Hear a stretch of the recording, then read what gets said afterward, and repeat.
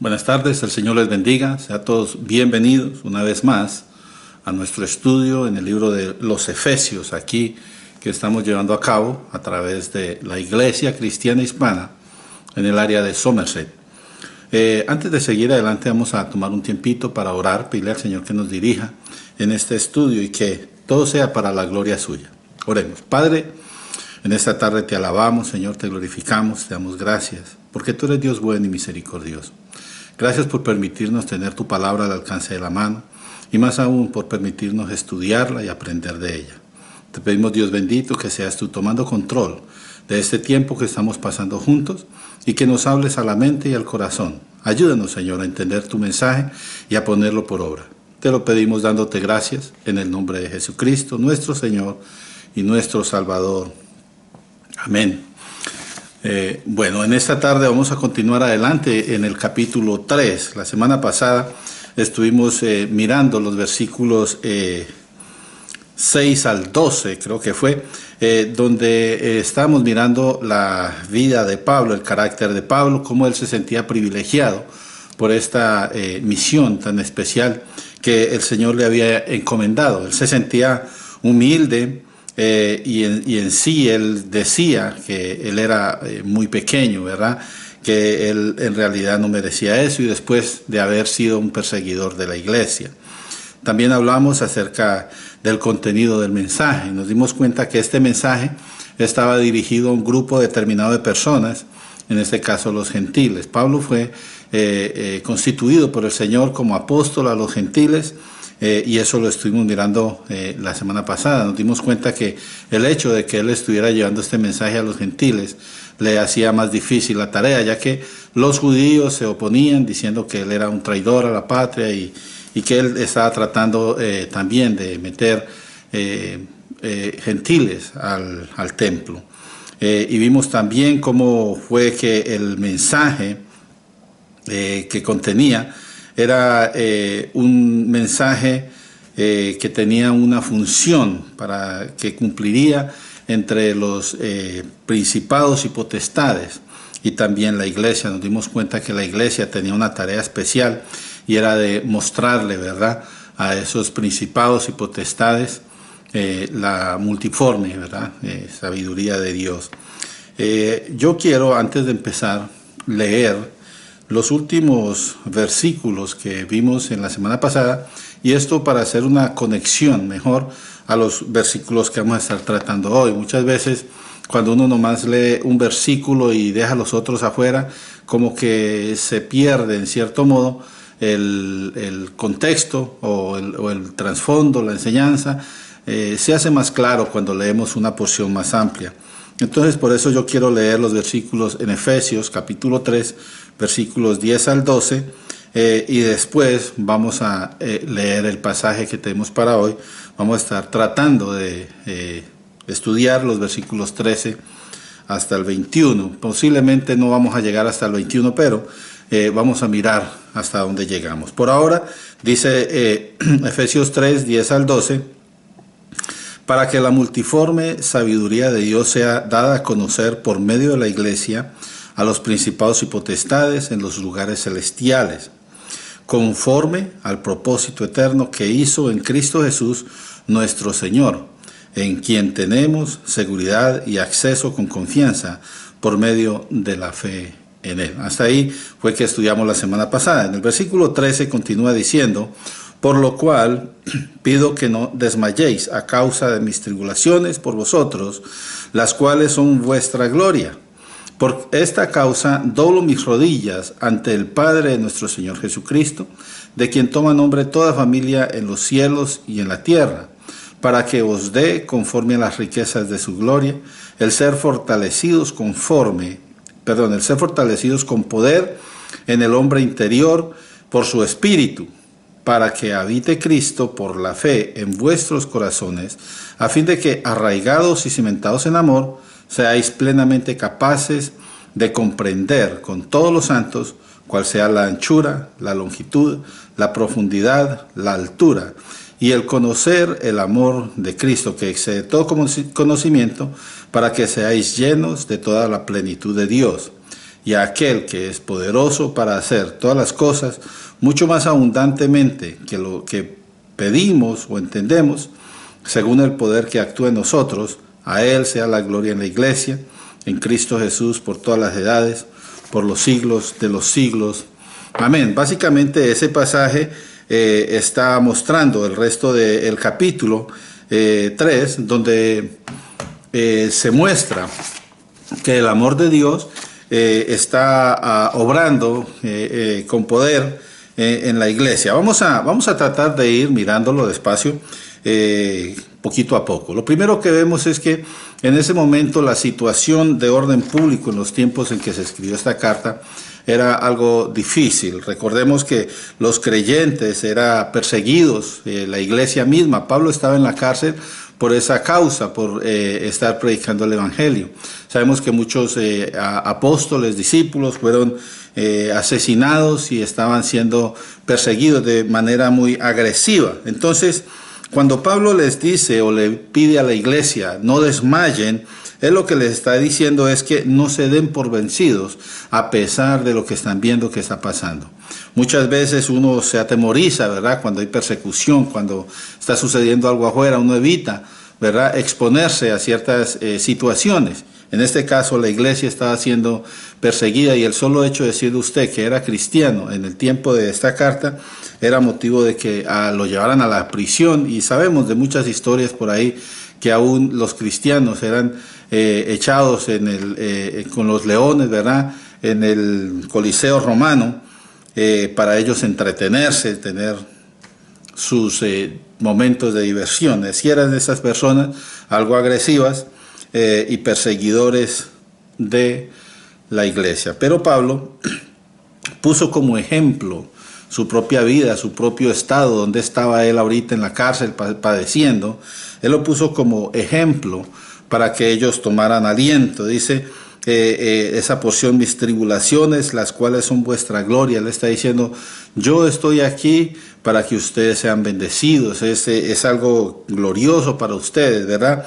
Lo que Pablo está buscando es que la iglesia cumpla con la misión, otra vez, de dar a conocer la multiforme sabiduría de Dios, que no se dieran por vencidos, porque sabemos que desde el Señor Jesús, Él dijo, ustedes van a estar como ovejas en medio de lobos, ¿verdad? Van a estar perseguidos, dijo, en el mundo tendréis aflicción, pero confiad. Entonces no era algo nuevo, mas sin embargo, como los que están recibiendo este mensaje ahorita son personas que no son judíos, no conocen digamos, el background de este mensaje, entonces ellos simplemente están recibiendo lo que Pablo les está dando, y Pablo los está animando en una forma especial para que ellos no se dieran por vencido. En esta carta vemos que Pablo también tiene un corazón dispuesto para clamar a Dios, dispuesto para apoyar en oración a la iglesia. Y mire lo que dice allí en esa porción, versículo 14, dice, por esta causa doblo mis rodillas. Y mire que pareciera que el apóstol está intercediendo para que los efesios y la iglesia no desmaye, porque está escrito inmediatamente después de ese versículo donde dice, les pido que no desmayen a causa de mis tribulaciones por vosotros, las cuales son vuestra gloria, ¿verdad? Entonces inmediatamente después él dice, por esta causa doblo mis rodillas. Mas sin embargo, podemos mirar, si nosotros nos devolvemos un poquitico hacia el principio del capítulo, los versículos 1 al 6, nos dan a entender que Pablo está diciendo que ese contenido, eso que está allí al principio, es lo que él quiere que ellos entiendan y asimilen. Miren lo que dice allí, versículos 1 al 6. Por esta causa yo, Pablo, prisionero de Cristo Jesús, por vosotros los gentiles, se da cuenta, tiene la misma referencia. Si es que habéis oído de la administración de la gracia de Dios que me fue dada para con vosotros, que por revelación me fue dado el misterio, como antes lo he escrito brevemente, leyendo lo cual podéis entender cuál sea mi conocimiento en el misterio de Cristo, misterio que en otras generaciones no se dio a conocer a los hijos de los hombres, como ahora es revelado a sus santos apóstoles y profetas por el Espíritu, que los gentiles son coherederos y miembros del mismo cuerpo y copartícipes de la promesa en Cristo Jesús por medio del Evangelio. Entonces, Pablo está orando para que ellos comprendieran bien que no solo las prisiones de él, ¿verdad? Que no solo por sus prisiones que está pasando él, sino también por el contenido glorioso de esos designios, esos bendiciones, esas promesas que el Señor estaba prometiéndole a ellos y que los gentiles tenían acceso a ese don. Entonces, esos eran unos privilegios muy especiales que Dios nos dio, y a través de ellos, como vemos en el capítulo 2, Él unió los dos pueblos y de esos dos pueblos creó uno solo. En este caso es la iglesia, ¿verdad? Así que Pablo lo que está viviendo no es nada comparado con lo que es el don de Dios. Es básicamente lo que dice: yo estoy pasando dificultades, ustedes posiblemente van a estar pasando dificultades, pero recuerden cuál es esa bendición, ese regalo maravilloso que el Señor les está dando.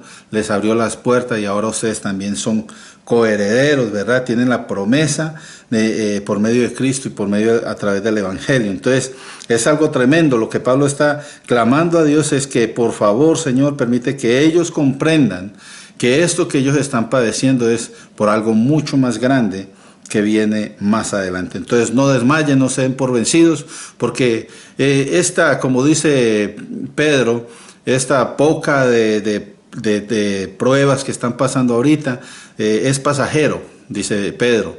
En realidad, para muchos dirán: no, hombre, no es cual pasajero. Si estamos sufriendo tremendamente, nos están persiguiendo, no queremos nosotros vivir en aflicción, en dificultad, ¿verdad? Pero la verdad es que si se pone uno a pensar, como decía Pablo, a mí me gustaría estar en la presencia del Señor ya, pero si por estar yo aquí en el cuerpo algunos se van a salvar, prefiero estar en el cuerpo. Entonces él quería que este regalo fuera alcanzado para muchas personas, ¿verdad? Y cuando ellos venían, les decía: tengan ánimo, perseveren, no se den por vencidos, no desmaye. Entonces, poder comprender, poder asimilar este mensaje, necesita que en las personas esté la presencia de Dios. Por eso este mensaje es dirigido a la iglesia de Éfeso y en general pues a toda la iglesia, que siempre estamos pasando por dificultades, siempre estamos pasando por pruebas y persecuciones, bien sea menores o mayores. Tenemos que continuar adelante, no darnos por vencidos, porque todo lo hacemos para la gloria del Señor, sabiendo que un día estaremos en su presencia por toda la eternidad. Ahora, esta actitud de Pablo de orar nos enseña a nosotros que es se sujeta a Dios. La oración en sí es una actitud de sujeción a Dios. Si uno se dedica a orar, uno se está sujetando al Señor. Estamos diciendo y poniendo todo lo que necesitamos en las manos del Señor. El mismo Señor Jesús nos dice que tenemos que orar en todo momento. Orar sin cesar, dice en otra parte de la Biblia, ¿verdad? Tenemos que permanecer en la comunión con el Señor. Pero además de que la oración sea una actitud de sujeción, también es una de las maneras más digamos, visibles de declarar que Él es nuestro Señor. Nosotros nos postramos delante de nuestro Señor, delante de nuestro Dios. No nos postramos delante de nadie más. Y nosotros de esa manera declaramos: tú eres el Señor, tú eres nuestro Dios. Nadie puede hacer, hay una cosa bien importante que hay que recordar siempre: nadie puede hacer la voluntad de Dios sin tener la presencia del Señor en su vida. Es lo que yo siempre estoy recalcando. El cristianismo, el ser cristiano, requiere que tengamos a Cristo en el corazón. No se puede ser cristiano sin Cristo. Y es muy importante que todas las personas se aseguren de que en verdad, como dice en un pasaje que si acaso, que los que tienen el Espíritu son de Cristo, si es que de verdad lo han recibido. Entonces es una cosa que uno tiene que siempre estar pendiente, mantener la comunión con el Señor, alimentando nuestra fe, alimentando nuestro crecer espiritual, sabiendo que el Espíritu de Dios mora en nosotros. Conocer la revelación de Dios y no cumplirla demuestra algo diferente a lo que es la oración. Dijimos que la oración es una actitud de sujeción, pero cuando una persona conoce cuál es la voluntad de Dios y no la cumple, entonces esa persona está expresando rebelión hacia Dios. Ahora, una cosa más, conocer el poder de Dios y no buscarlo es una muestra de desprecio a lo que el Señor está ofreciendo, porque el Señor dice: venid a mí los que estáis trabajados y cargados, yo os haré descansar. El Señor tiene el poder para darnos el descanso, para darnos la paz. Pero muchas veces la gente, aunque lo sabe, no lo busca al Señor. Buscan otras cosas, se refugian en los vicios, se refugian en el licor, se refugian aún en el chisme, en los problemas, en los pleitos y todo eso. En esta porción entendemos que el corazón de Pablo está dispuesto para el Señor y nos sirve de ejemplo. Pablo mostró sujeción cuando buscó al Señor al decir: doblo mis rodillas. ¿Cuántos de ustedes pueden decir: yo doblo mis rodillas a diario, yo busco al Señor, yo le clamo a Él? Yo sé que hay muchas personas que lo hacen, pero hay muchos que faltan por venir delante del Señor en oración, en búsqueda sincera de la presencia del Señor. Ahora, en esta porción también encontramos un tema. En la petición que Pablo está haciendo, tiene un tema. Y ese tema está contenido en la parte donde dice: para que os dé conforme a las riquezas de su gloria. Y mire, Pablo ora constantemente por la iglesia y siempre está buscando la madurez y el crecimiento de ella. Y como nos damos cuenta que aquí vuelve y menciona las riquezas de la gloria del Señor. En esta ocasión ya es la quinta vez que él habla de las riquezas de Dios. Posiblemente está buscando que los efesios, porque como la carta está dirigida a los efesios, ellos vivían impactados por los templos paganos, la elegancia de cómo estaban creados, tanta, digamos, ostentación. Y también a su alrededor de ellos. Éfeso era una ciudad bastante poblada, ¿verdad? Mucha gente pasaba por allí. Entonces ellos, por ver a su alrededor, también vivían impactados de: wow, yo quiero de esto, yo quiero aquello. Muchas veces, en la actualidad, uno también se deja llevar por las cosas que se ofrece en el mundo, ¿verdad? Que no es malo. Déjeme decir, querer tener algo bueno no es malo. Lo malo es cuando eso empieza a tomar control de todo nuestro ser y ya a nosotros no nos importa si nos gastamos el sustento de la casa para lograr conseguir algo que ustedes desean. No sé, en estos días estuvimos mirando que mi teléfono todavía sirve, está bueno. Pero pues resulta que salió un teléfono nuevo, bien bonito, bien con hartas funciones y todo eso. Y por un momento dije yo quiero ese teléfono. Y fui y averigüé y bueno, está algo costoso el teléfono. Y me puse yo a pensar, bueno, mi teléfono todavía sirve. Entonces no hay necesidad de que yo me desespere ahorita por comprar otro. Más adelante voy a cambiarlo, el Señor me va a dar la oportunidad de hacerlo. Entonces yo me tranquilizo allí. Mas sin embargo, cuando Pablo le habla a estas personas, él está diciendo: ustedes ya no sigan impactados por lo que ven afuera. Mire que es más grandioso tener a Dios. Tenemos más en Cristo que lo que les pueda ofrecer a ustedes el mundo y todas esas ostentaciones, ¿verdad? Todas las cosas que ofrece. Entonces, ellos estaban muy impactados.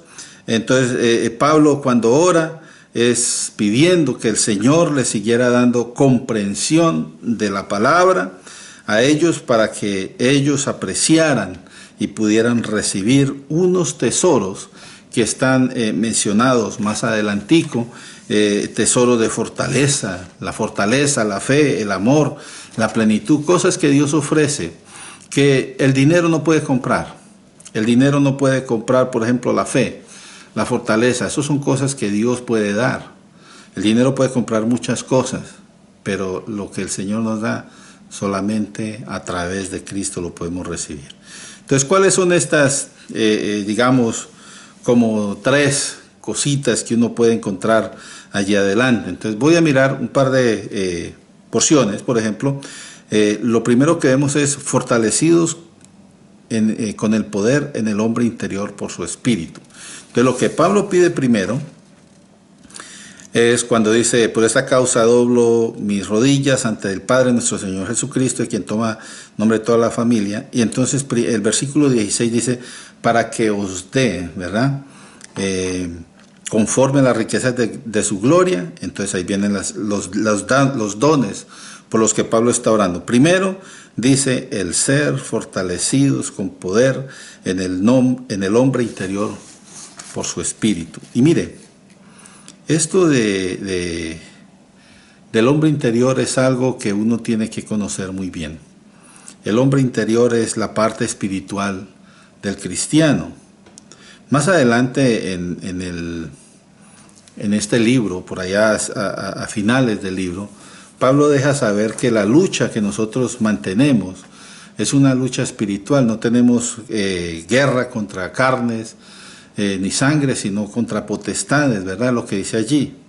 Entonces nuestras luchas son espirituales, por lo cual nosotros tenemos que ser fortalecidos en el hombre interior. La iglesia no va a tener ataques físicos en realidad. Los ataques son más que todo en el hombre interior, espirituales.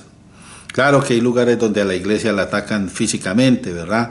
Donde los decapitan y todo eso allá en el Oriente Medio y hacia esos lados. Pero normalmente la iglesia siempre está sufriendo persecución y se mira más que todo en lo espiritual.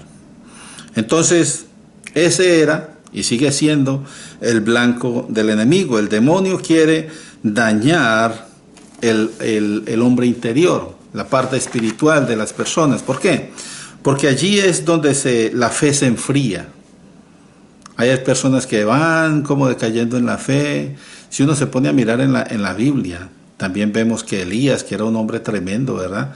Él tuvo un momento en el que se bajó la guardia. Si usted mira esa historia, cuando él estuvo en esa cueva escondido: ay, Señor, es que mira que estoy triste porque yo soy el único que queda. Él no sabía los planes del Señor. Entonces la fe se enfría, el amor se reduce, se baja, y también se pierde la esperanza. ¿Dónde? Cuando usted en su hombre interior, en su parte espiritual, empieza a decaer, empieza a dejarse, digamos así, atacar o coger ventaja por parte del enemigo. Hay unas porciones bíblicas que yo quiero citar, donde nosotros podemos ver un poquito la definición de esto del hombre interior. Voy a leer primeramente lo que dice las citas acerca del hombre interior y luego voy a leer las citas en sí. En Romanos capítulo 7 y versículo 22 dice que por el hombre interior nosotros hallamos gozo en la palabra de Dios. Eso está contenido allí en Romanos 7, 22. El hombre interior es el que nos ayuda a nosotros a gozarnos en la palabra de Dios. Pero si el hombre interior está, digamos, desnutrido o está triste, cabizbajo, ya uno no quiere leer la Biblia siquiera, no quiere buscar de Dios. Entonces ahí donde está la importancia de mantenernos nosotros fortaleciéndonos en el hombre interior. Efesios 4:24 dice que el hombre interior es como un vestido que es creado según Dios. Lo vamos a leer ahorita en el versículo. El Señor nos quita el traje antiguo, ¿verdad? El hombre antiguo, el viejo hombre, dice la Biblia, y nos viste del nuevo hombre. Entonces es como un vestido. Y en el libro de Colosenses capítulo 3 y versículo 10 dice que el nuevo hombre o el hombre interior es uno que se va renovando día a día y va creciendo hasta llegar al conocimiento pleno de Dios. Y eso es un versículo que de verdad amerita que uno lo practique, porque sabemos que tenemos que crecer cada vez más en nuestra fortaleza espiritual. Déjame, yo leo esos 3 versículos como están en la Biblia. Yo simplemente les di aquí lo que veo que dice estos versículos acerca de el hombre interior. Mire Romanos 7:22, en la Biblia dice, porque según el hombre interior me deleito en la ley de Dios. ¿Se da cuenta? Entonces, por la fortaleza en el hombre de Dios, nosotros deseamos llenarnos más de la palabra de Dios. Porque el hombre interior está inquietándolos a ustedes. Ahora mismo están viendo este estudio, están tratando de aprender más del Señor. Yo sé que más adelante van a ir a leer la Biblia, van a mirar que todo esto que estoy diciendo yo esté de acuerdo a la palabra de Dios, porque yo quiero que todo sea de acuerdo a la palabra de Dios. No me gusta salirme ni estar diciendo cosas que no dice la Biblia. Entonces, por ese hombre interior yo quiero que todo sea exactamente de acuerdo a lo que dice la palabra de Dios. Efesios 4:24 dice, y vestidos del nuevo hombre, creados según Dios en la justicia y santidad de la verdad. ¿Se da cuenta? Entonces, antes nosotros estábamos contaminados con el pecado del mundo y todo eso. Entonces, el viejo hombre se quita, y ahora el Señor nos viste de ese nuevo hombre que está lleno de justicia y de santidad, en el cual nosotros tenemos que caminar fortaleciéndonos cada vez más en esas...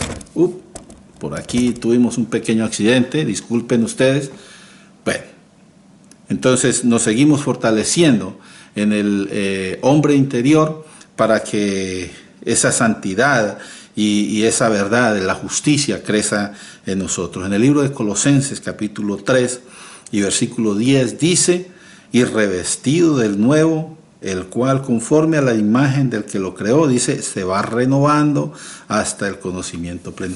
Y yo los invito a que lean estas porciones en su casa para que logren comprender mejor lo que estamos tratando de compartir en esta ocasión. Entonces, cuando Pablo dice fortalecidos en el poder en su hombre interior, está diciendo, Señor, no permitas que ellos se debiliten en lo espiritual, porque si se debilitan en lo espiritual van a estar expuestos a todas las maldades del mundo y posiblemente se van a decaer. Entonces queremos seguir fortalecidos allí. Más adelante Pablo también dice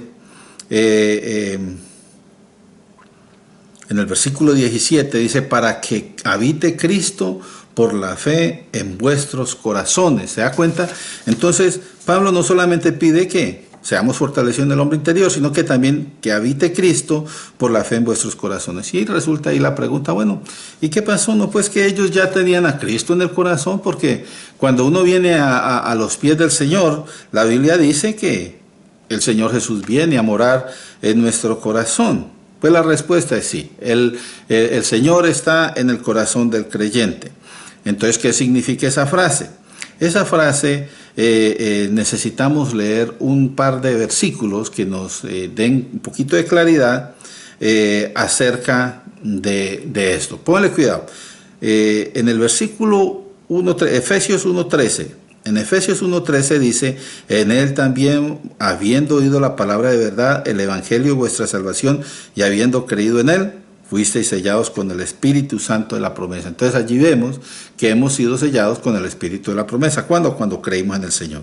En Efesios 2:20 al 22, también lo estudiamos ya, dice, edificados sobre el fundamento de los apóstoles y profetas, siendo la principal piedra del ángulo, Jesucristo mismo, en quien todo el edificio bien coordinado va creciendo para ser un templo santo en el Señor, en quien vosotros también sois juntamente edificados para morada del Espíritu. Entonces se da cuenta, en estos dos pasajes está diciendo que nosotros tenemos que ser edificados, y en el otro dice que fuimos sellados cuando creímos en el Señor. Y lo que pide Pablo es que Cristo habite por la fe en nuestros corazones. Entonces, ¿qué podemos mirar después de leer esos 3 versículos? Concluyo que una cosa es que Cristo viva en nuestros corazones, y otra muy distinta es que el Señor sea el que gobierne su vida.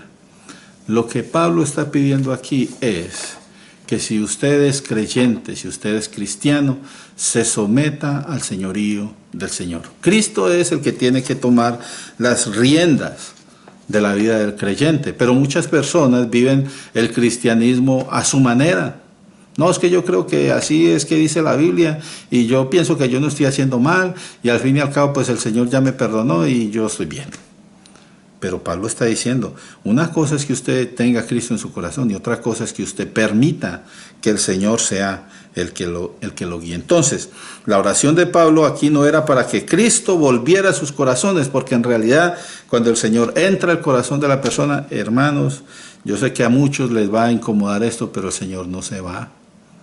Porque la palabra nos da muchos ejemplos donde se dice que el Señor estará con nosotros todos los días hasta el fin del mundo. También habla de que el Espíritu Santo morará en ustedes por siempre. Eso está en el Evangelio de Juan, usted puede encontrar muchos de estos versículos. Entonces, no es que el Señor vuelva a entrar en sus corazones, porque Él no se ha ido. La cuestión es que ellos permitieran que el Señor gobierne ese hombre interior, esa parte espiritual. Ya sabemos que cuando estudiamos en Efesios 2:22, la palabra habitar significa hacer morada. O sea, cuando el Señor habita en el corazón de nosotros, Él está allí para quedarse. En Mateo 2:23 dice que el Señor, cuando regresaron de Egipto, Él se fue a Nazaret y habitó allí para que se cumpliera la palabra de que Él sería llamado Nazareno. Eso quiere decir que si su corazón es la habitación de Dios, Él tiene toda la autoridad allí. Entonces, Pablo dice, para que Cristo de verdad habite en sus corazones. Cuando una persona vive en una casa, esa persona tiene autoridad sobre esa casa. Si Cristo habita en su corazón, Él debe tener autoridad sobre su corazón. La cuestión es si usted lo está dejando a Él que lo gobierne.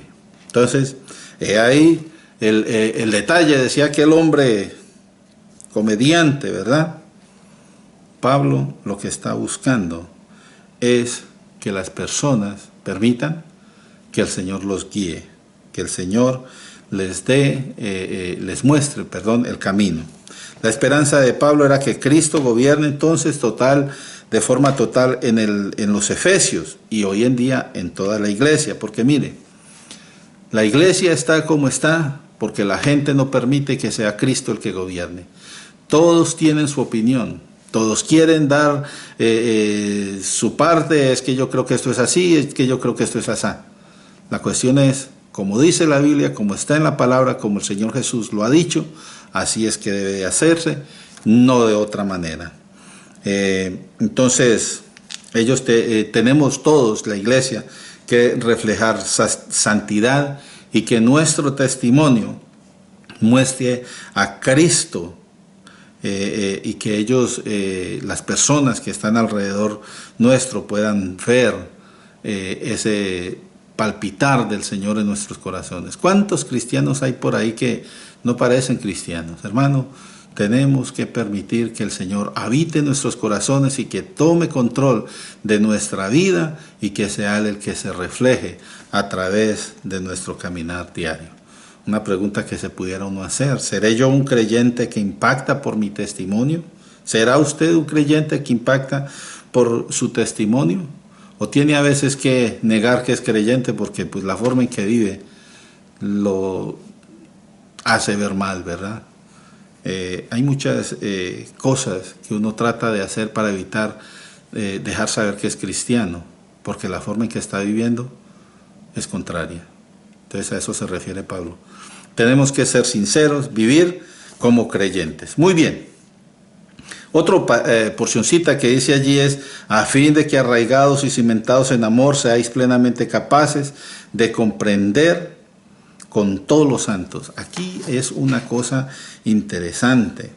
Pablo quiere destacar en esta parte la diferencia entre estar en Cristo, que es lo que él hasta ahorita ha enseñado, y que Cristo esté en ellos. O sea, está tratando de mostrar eso. Estar en Cristo es tener la seguridad de haber entrado en los propósitos de Dios, según dice en el libro de Romanos, capítulo 8, versículos 7 al 9. Yo pienso que no tengo esa porción acá, pero yo lo invito a que usted lea esa porción en su casa, en el libro de Romanos. Por otro lado, que Cristo esté en nosotros es saber que Él va acomodando esos propósitos en nuestras vidas. Por ejemplo, cuando dice que el Señor es el fundamento y uno va siendo sobreedificado. El mostrar la vida, o sea, todo lo que el Señor quiere en nosotros que hagamos, el Señor lo va dirigiendo. Entonces, son dos cosas diferentes, estar en Cristo y que Cristo esté en nosotros. Entonces, esta experiencia Pablo la describe al usar dos palabras que son sinónimas o similares, singulares: arraigados y cimentados. ¿Qué es arraigados? ¿Qué quiere decir eso? Arraigados quiere decir echar raíces, como cuando usted planta un árbol, ese árbol empieza a echar raíces y se agarra de la tierra de tal forma que uno no lo puede ir a mover así, tiene que arrancarlo y hacer un hueco alrededor, y muchas de esas raíces se quedan en el piso precisamente porque la forma en que el árbol está sosteniéndose de esa porción de tierra es porque él no se quiere mover de ahí. Cuando Pablo dice que quiere que el Señor nos arraigue, ¿verdad? Quiere decir que echemos raíces verdaderamente, que nos afirmemos en la fe que hemos dicho que tenemos, ¿verdad? Hasta estar firmes e inmóviles. Y la forma de lograr esto es a través del alimento espiritual, del amor de Dios, como la única fuente de la nutrición que es vital para el hombre interior, y que eso irradie el hombre exterior. Entonces, son cosas que nosotros tenemos que mantener claras en nuestras vidas. Y la palabra cimentados quiere decir fundados, fundamentados. La fundación es esa parte del edificio que le da estabilidad a todo la construcción, ¿verdad? Lo que quiere decir es que nosotros tenemos que tener bien establecida nuestra vida, en este caso en Dios, en amor, dice allí. Dios es amor, ¿verdad? Entonces nosotros tenemos que mantenernos firmes en el Señor para que podamos lograr lo que Él dice allí: comprender con todos los santos. Ahora, esa palabra comprender de ese pasaje quiere decir uno apropiarse de algo, reconocer por la evidencia, por las muestras que es real, que algo es real, o percibir por demostración que algo es cierto. Entonces, cuando dice allí que ustedes puedan comprender, es que se den por, digamos, convencidos, ¿verdad? Convencidos de que lo que se les está enseñando es la verdad. La iglesia, desde el tiempo de los Efesios, se arraigará y se fundamentará solamente cuando deje de lado las cosas que nos separan a los unos de los otros, porque tenemos que vivir en amor, en armonía. Tiene que haber amor fraternal, tiene que haber unidad. Y cuando empecemos a trabajar todos juntos en buscar a Dios, al punto de que nosotros vamos otra vez, como dice aquella porción, ser capaces de comprender que la vida cristiana, que en la vida cristiana el ejercicio espiritual y el amor fraternal son necesarios. Necesitamos, hermanos, meternos más con el Señor para que el hombre interior se fortalezca, para que nuestras raíces se claven más en la fe del Señor, que ningún viento de doctrinas venga y nos vaya a tumbar o nos vaya a hacer cambiar, sino que mantenernos firmes allí, bien cimentados, como dice esta palabra, en el Señor, en nuestro Dios. Bueno, la próxima semana vamos a tratar de hablar un poquito acerca de las 4 dimensiones del amor de Dios. Entonces eso va a ser los últimos 2, 3 versículos de este capítulo 3 del libro de Efesios. Yo espero que estemos todos recibiendo bendición. Yo, la verdad, hermanos, me gozo de poder preparar estos estudios. De verdad crezco en el conocimiento y me agrada. A mí me agrada mucho poder compartir. Y si usted tiene alguna pregunta, alguna duda, no se detenga, póngala allí en los comentarios. Nosotros estamos poniendo estos videos a través de Facebook, pero también en YouTube, y usted puede poner sus comentarios y yo trato lo más pronto posible de darle respuesta. Por ahorita vamos a dejar hasta allí, vamos a orar y pidámosle al Señor que nos bendiga y que nos ayude para que sigamos fortaleciéndonos en el hombre interior, para que podamos, como dice allí, ser fundamentados, ser cimentados, arraigados en las cosas del Señor. Vamos a orar. Padre, en esta tarde te alabo, Señor, te glorifico, te doy gracias por esta palabra. Tu palabra cada vez, Señor, nos impacta y nos ayuda, Señor, más a conocerte mejor. Permite, Señor, que mis hermanos, los que están escuchando, los que están viendo este video, puedan recibir este mensaje especial de parte tuya. Y que podamos, Señor, disponernos para crecer más en el conocimiento tuyo, en el hombre interior, y que tú nos ayudes para que deseemos más buscarte a ti a través de la lectura de tu palabra. Si hay alguien que no te conoce, Señor, ayúdale para que pueda tomar la decisión de aceptarte como Señor y Salvador y que pueda también disfrutar de estos regalos, estas dádivas grandes que tú nos enseñas que recibimos a través de la obra de nuestro Señor Jesús. Por ahora te damos gracias y te pedimos que nos ayudes en nuestras necesidades. Mira a las personas que están en enfermedad, los que están pasando dificultades, Señor, preocupaciones, necesidades económicas, espirituales. Mi Dios, sé propicio. Te damos gracias, nos ponemos delante de ti, orando siempre en el nombre de Jesucristo, nuestro Señor y nuestro Salvador. Que la paz del Señor esté con todos ustedes. Dios les bendiga.